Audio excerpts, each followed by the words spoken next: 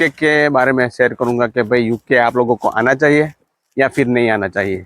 और अगर आपकी सैलरी 15K या 20K है और तो बैचलर के लिए आ रहे हो या फिर मास्टर डिग्री के लिए आ रहे हो। ऐसी बहुत ही चीजें हो रही है केयर होम के रिलेटेड कि भाई आपके साथ स्कैम हो रहा है कि भाई जो मेडिकल सिस्टम।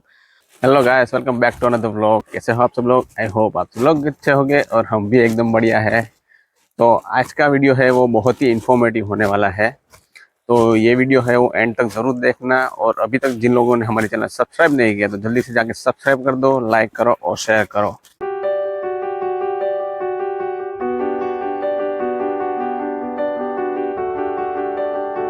तो अभी इंडिया में ऐसी सिचुएशन है कि भाई हर लोग है उसको है वो बाहर ही जाने का है, यंग जनरेशन है उसको। तो कोई भी कंट्री हो, कनाडा हो, यूके हो, ऑस्ट्रेलिया हो, बस बाहर जाना है। तो और कंट्री के बारे में तो मेरे को इतना मालूम नहीं है, लेकिन आज मैं आप लोगों के साथ यूके के बारे में शेयर करूंगा कि भाई यूके आप लोगों को आना चाहिए या फिर नहीं आना चाहिए। तो ये हम जो भी आपके साथ शेयर करने वाले हैं इंफॉर्मेशन, वो हमारे खुद के एक्सपीरियंस के साथ हम लोग शेयर कर रहे हैं। तो पहली चीज़ ये है कि अगर इंडिया में आपकी सैलरी 50K या 50K से ज़्यादा है और अगर आपके पास अच्छी जॉब है, वहाँ पे अपनी फील्ड जॉब या प्रोफेशनल जॉब है, तो आपको इधर नहीं आना चाहिए।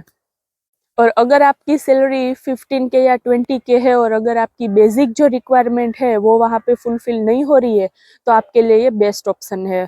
ऐसा नहीं कि यूके ही है, अदर कंट्री भी उसके लिए बेस्ट है, पर यूके आना आपके लिए इजी है as compare to other country. तो दूसरी चीज़ ये है कि भाई आप लोग यहाँ पे आ रहे हो तो बैचलर के लिए आ रहे हो या फिर मास्टर डिग्री के लिए आ रहे हो। अगर आप लोग बैचलर डिग्री के लिए आ रहे हो तो वो 3 या 4 साल का तो कोर्स होता है।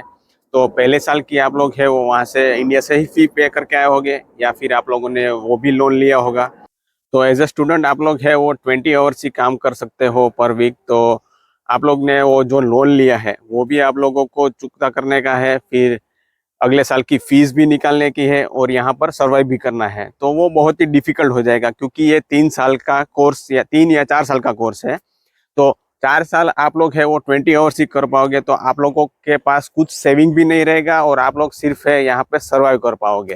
तो अगर आप लोग है मास्टर डिग्री के लिए आ रहे हो तो वो मिनिमम है वो 1 साल का कोर्स होता है और मैक्सिमम 2 ईयर का कोर्स होता है। तो उसके लिए आप लोग जो फीस पे करके आए होंगे तो वो इतनी ज़्यादा नहीं होगी as compare to the bachelor degree. तो 1 साल में आप लोग है वो आपकी फ़ीस है वो निकाल पाओगे, तो इतना ज़्यादा उसमें दिक्कत नहीं रहेगा। तो भाई मास्टर डिग्री के बाद आप लोगों को है जॉब भी आसानी से यहाँ पर मिल सकती है as compare to the bachelor degree, क्योंकि मास्टर डिग्री की वैल्यू है वो बैचलर डिग्री से बहुत ही ज़्यादा है।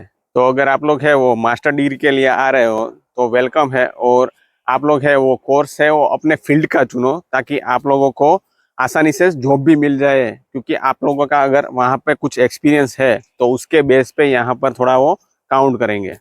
तो तीसरी चीज़ ये है कि जनवरी इनटेक में है वो डिपेंडेंट वीज़ा है वो बंद होने वाला है। तो अगर आप लोग मैरिड है और कोई स्टडी पे आना चाहता है तो उन लोगों के लिए ये वर्थ इट नहीं है, क्योंकि कोई एक बंदा ही है वो यहाँ पे आ सकता है। तो अगर आप लोग है वो वर्क परमिट पे आना चाहते हो तो वो अच्छी चीज़ है, क्योंकि आप लोग उसमें दोनों आ सकते हो। तो अगर आप लोग वर्क परमिट पे आ रहे हो तो यहाँ पर ऐसी बहुत ही चीज़ें हो रही है केयर होम के रिलेटेड कि भाई आपके साथ स्कैम हो रहा है कि भाई आपका पैसा ले लेते हैं वो लोग कि भाई 15 लाख या 20 लाख में वो लोग आपका वीज़ा करवा देंगे। लेकिन होता क्या है कि भाई वो लोग पैसा ले लेंगे लेकिन आपको वीज़ा नहीं देंगे, या फिर स्पॉन्सरशिप लेटर है वो भी नहीं देंगे, या फिर आपका वीज़ा भी आ जाता है तो फिर यहाँ पे आओगे तो आपके पास वो जॉब भी नहीं होगी कि भाई आप लोग वहाँ पर काम कर सकते हो। ऐसा भी बहुत सारा स्कैम चल रहा है, तो be aware of this things. तो चौथी बात यह है कि भाई आप लोगों को यूके क्यों आना है, उसके लिए आपका पर्पज़ क्या है, गोल क्या है, कि भाई यहाँ पे स्टडी करने के लिए आ रहे हो या फिर यहाँ पे सेटल होने के लिए आ रहे हो। अगर स्टडी करने के लिए आ रहे हो तो कोई दिक्कत नहीं है, 1 साल 2 साल में स्टडी करके वापस इंडिया चले जाओगे, वहाँ पर जो भी आपका जॉब है वो कंटिन्यू करोगे। पर अगर आप लोग यहाँ पर सेटल होने के लिए आ रहे हो तो वो थोड़ा ज़्यादा डिफिकल्ट है, क्योंकि यहाँ पर जो पीआर की सिस्टम है वो 5 साल का जो वर्क परमिट होता है उसके बेस के ऊपर है।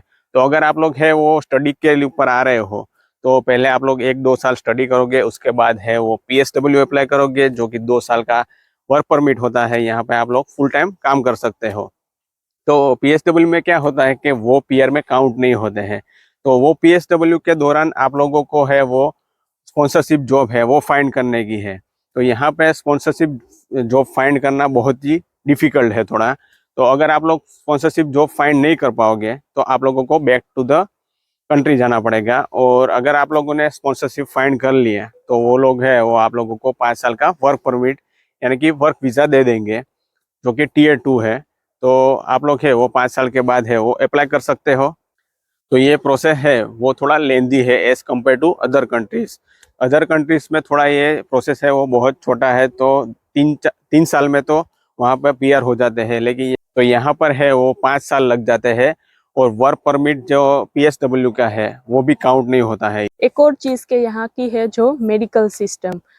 तो यहाँ की मेडिकल सिस्टम है वो थोड़ी स्लो है एज कम्पेयर टू हमारे इंडिया की जगह। थोड़ी तो नहीं, ज़्यादा ही स्लो है, क्योंकि अगर आप यहाँ पे बीमार पड़ते हो और अगर आप कॉल करते हो तो वो लोग आपको बोल रहे हैं कि हम 2-3 दिन बाद या 1 वीक बाद आपको हम अपॉइंटमेंट देंगे, तब तक तो हम ठीक भी हो जाते हैं। तो उसमें क्या है कि भाई अगर आप इमरजेंसी में भी जाओ तो आपको 8 या 9 घंटे तो वहाँ पे बिठा के रखते हैं। हमें पर्सनली इधर की मेडिकल सिस्टम है वो अच्छी नहीं लगी। अगर वो ही चीज़ आप इंडिया में देखो तो वहाँ पे हमारी मेडिकल सिस्टम कितनी बढ़िया है और फास्ट है। तो इधर की कंपैरिजन में हम इंडिया का मेडिकल सिस्टम देखें तो वो यहाँ से फास्ट और अच्छा भी है। तो यूके की मेडिकल सिस्टम के बारे में अगर आपको ज़्यादा इन्फॉर्मेशन चाहिए तो हमने उसके बारे में पहले भी वीडियो बनाया था, तो उसकी जो लिंक है वो मैं डिस्क्रिप्शन बॉक्स में डाल रही हूँ, तो आप वहाँ से जाके चेक कर सकते हो। तो ये चीज़ भी आपको ध्यान में रखनी चाहिए कि अगर आपको यूके आना है तो यहाँ की मेडिकल सिस्टम है वो एक बार चेक करके आओ कि कैसी है। तो अगर आप लोगों की लाइफ इंडिया में सेटल है तो यहाँ पे मत आओ, ऐसा सोच के मत आओ कि वो आया है तो मुझे भी जाना है। तो यहाँ पे आके आपको स्ट्रगल तो करना ही पड़ेगा। अगर मैरिड हो तो आपको दोनों को ही काम करना पड़ेगा, ऐसा नहीं कि एक बंदा जॉब जाए और एक बंदा घर पे बैठे। तो यहाँ पे स्ट्रगल ज़्यादा है। आप लोग जैसा सोच रहे हो कि इजी है, वो लोग वहाँ पे मज़े कर रहे हैं, तो ऐसा कुछ नहीं है।